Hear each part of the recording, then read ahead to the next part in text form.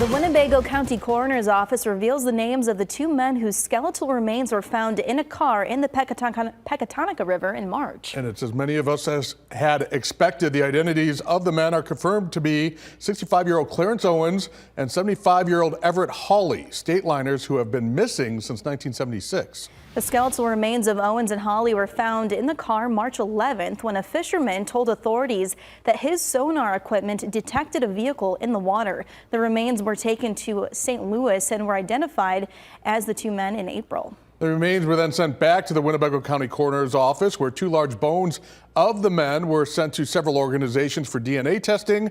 That confirmed Owens and Hawley were the identities.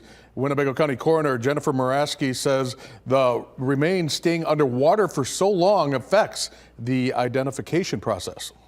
It made it very difficult for the forensic anthropologist to do her work because they were under the water for so long, and it was also taxing on those that were trying to do the DNA extrication, but they were able to do it. But that's why it took a little bit longer than we had hoped.